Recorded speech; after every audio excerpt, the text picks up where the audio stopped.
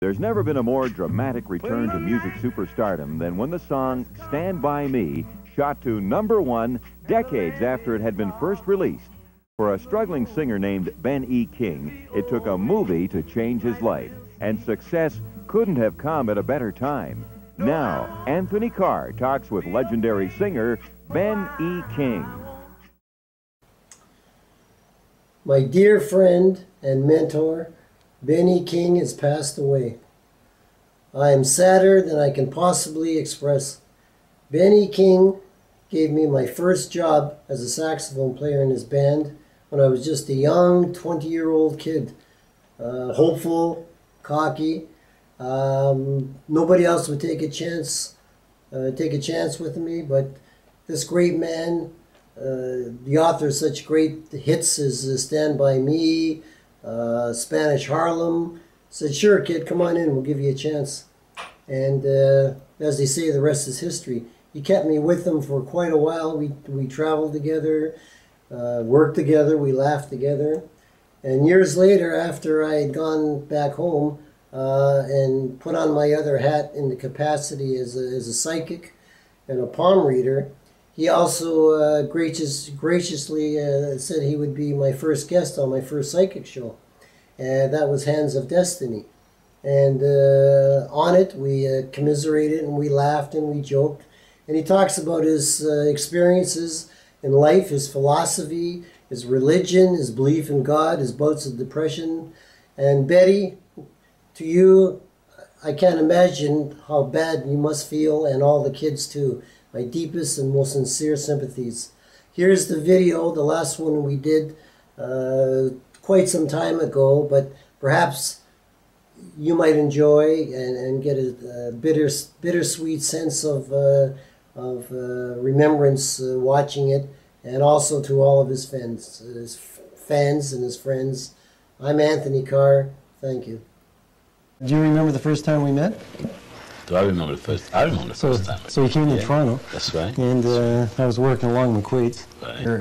Ben, the bass player, Benny, he came running into Long McQuaid's. He exploded through the door and said, he says, "Quick, I need a trumpet player by 7 o'clock tonight." So anyway, I said, "Okay, you know, I'll get you one." That's what I used to do there. Anyway, I was thumbing through the At Liberty book that we keep there, and I started. That's when the wheels started turning. I said, "Why should I send anyone else? I'm tired of doing that. Why shouldn't I do it myself?" He phoned. "Did you get anyone?" I said, "No, I'm still looking." He called back again, and I said, "Well, look, if you can't find anyone," I said, "I play sax, so I said, I don't mind filling in." So he didn't say much, and then he called back again and said, "Be on stage at 7 o'clock. And that's when I hung up and clicked silence, and it struck me. Panic. I was frozen. I was petrified. You got to remember, I'm taking lessons. I'm only a kid playing in the basement. It was fated to be, because I had a red jacket. Well, right? Everybody in the music business had had a red jacket. That was it. All of a sudden, he started the intro to, I couldn't believe it, Watermelon Man, and in my key, G. What a break! I couldn't believe it. Joint was packed. It was opening night, and I'm standing out there, and I'm watching the guys who are stepping and shucking and jiving, and you were singing Tears, Tears, Tears. Everybody was getting into it. We're cooking, the band's cooking, the place is going crazy, and I stepped back and pulled out the plug to the entire power source, and everybody freaked. They're all rushing around trying to put the plug in. You just carry on, real pro, like nothing happened. I was like, I couldn't believe it. We finally got it back in again, and whew, everybody got back in the groove. I stepped back again, pulled the damn thing out again.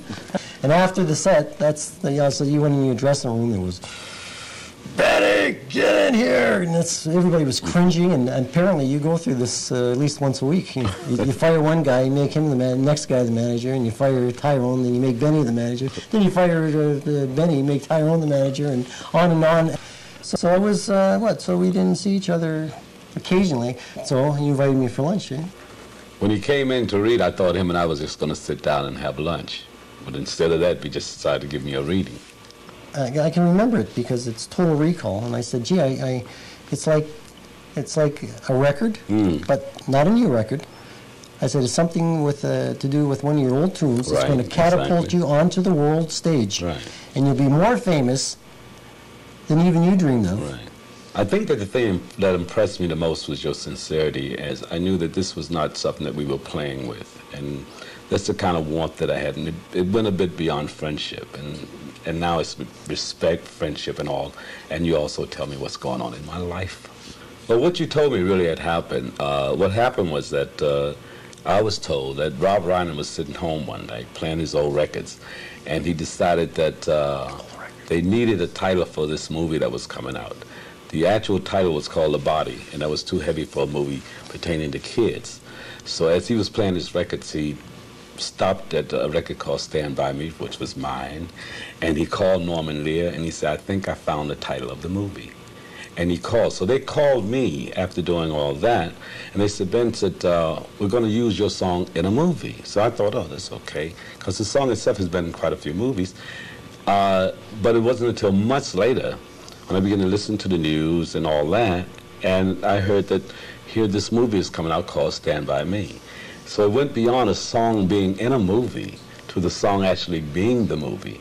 So my wife and I rode around on the highway for like 3 weeks, looking at this big sign saying, Stand By Me. It was great. And then, too, that's when I felt what you had told me was the greatest reward I could have received as a singer and a songwriter. Songwriters are the quiet heroes of singers. I'm proud to be one of the same person. And when I found out that the song was actually the title of the movie, as a songwriter, my wife and I got in the car, and it was unbelievable. I heard the news when it broke, and you called me from England. That's right. And you said you're excited, and you said you were right. This is incredibly accurate, and this and that. Right. You're amazing. And what could I say? You knew I was right about that. I want to tell you now that even as I speak, you're about to do the same thing. You've got the same kind of luck. You've got the planets in the same place astrologically again. So anyway, Jupiter is in Libra, your sign. Right. Venus is in Libra, your sign. Of course, it's ruled by Libra. And it's making all kinds of wonderful aspects to Gemini, communication, short-term travel, i.e. we're here, right, doing this show. And you should get some kind of a unexpected message from a distance, from abroad. And I see Orientals around you, so something to do with something lucky with the Japanese or the Chinese. And have you had anything? Have you got any connection or anything planned, or you've heard anything from over there? Possibility things happening for December in Japan. So it's in the works. Yes, in the works. Yeah. Because something will come from that, which again will be even bigger than that you dreamed, even you dreamed of or dreamt of. I think that my attitude toward a psychic would be my strong belief in my grandmother's belief religiously. And I think that, I'll tell you a story real quickly. There was a time, I think it was somewhere like maybe late 60s. I can't for the life of me explain why, but my life was just so confused. Success was there, but I was on a downer. And I actually went and sat on the end of my grandmother's bed, and I told her I felt so depressed. I don't know why or who she took me to this day. I could not tell you. But she got up, put on her clothes, grabbed me by the hand. We went downstairs, caught a cab, went to this lady's house, completely dark there.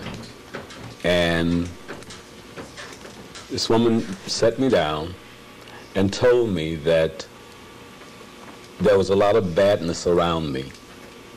She told me colors to watch out for, heights of people, names, and told me to come back and see her with my grandmother within 3 months, in which we did so. And within that 3 months, everything else began to clear away. No, since that day, I've not been depressed. I said all that to answer your question. My grandmother never told me or explained to me about psychics, because religiously she knew I was intact with my own God. But when she did that, I know she believed in it. So that made an easy introduction, as far as I'm concerned, when I met Anthony. It was the greatest. It was again to meet someone in the event that I should feel depressed again. That would be the first person I would call.